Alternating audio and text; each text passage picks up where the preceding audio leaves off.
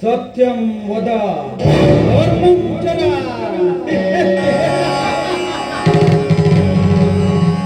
ಈ ಉಪನಿಷತ್ತಿನ ಉಪದೇಶವನ್ನೇ ನಾನು ಪಾಲನೆ ಮಾಡಿದ್ದೆ. ವಕೀಲರಾದವನ ಓದು ವ್ಯರ್ಥ, ಆದಾಯವೂ ಶೂನ್ಯ. ಕಕ್ಷಿದಾರನ ಅಪೇಕ್ಷೆಯ ಮೇರೆಗೆ ತಕ್ಕ ಮಾತಿನ ಬಾಣ ಬಿಟ್ಟು ಅವರ ಮನವೊಲಿಸಿದರೆ ಮಾತ್ರ ಲಕ್ಷ್ಮೀ ದೇವಿ ನಮಗೆ ಒಲಿದು ಬರ್ತಾಳೆ.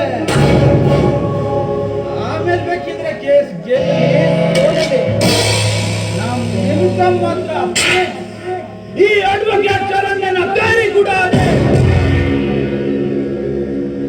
ಸೈಲೆಂಟ್ ಆಗಿದ್ರು ಸೈನ್ ಮಾಡ್ತಾರ ಇಲ್ಲ. ನಾನು ನನ್ನ ಹತ್ರ ಬಂದಿರೋ ಕೇಸ್ ಅಂದ್ರೆ ಆಪೋಸಿಟ್ ಲಾಯರ್ ಗೆಲ್ಲೋ ಟ್ಯಾಲೆಂಟ್ ಇದ್ರು ಕೂಡ ಒಂದ್ಸಲ ಗಲ್ಲದ ಮೇಲೆ ಕೈ ಇಟ್ಕೊಂಡು ನನ್ನ ಹತ್ರ ಮ್ಯಾಚ್ ಫಿಕ್ಸಿಂಗ್ ಮಾಡಿ ಕೇಸ್ ಬಿಡ್ತಾನೆ ಅಂದಾಗ ಈ ಶರಣ್ಯ ಗೆಲ್ಲೋದು ಕಷ್ಟ.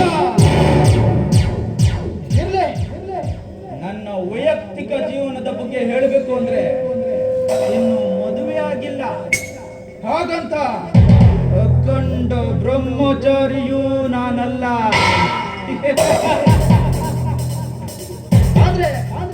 ಈಗ ಬಂದಿದೆ ಒಂದು ಬಂಪರ್ ಆಫರ್.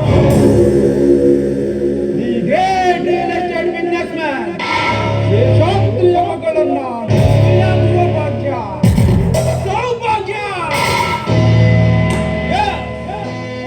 ಯಾಕೆಂದ್ರೆ ಕುಬೇರನ ಸಂಬಂಧ, ಏಕೈಕ ಸುಪುತ್ರಿ, ಆಸ್ತಿ ಎಲ್ಲ ನನ್ಗೆ. ಚಂದನ, ಹೊರಗಿನವರ ನೋಟಕ್ಕೆ ಮಾತ್ರ ನೀನು ಸೆಕೆಂಡ್ ಹ್ಯಾಂಡ್,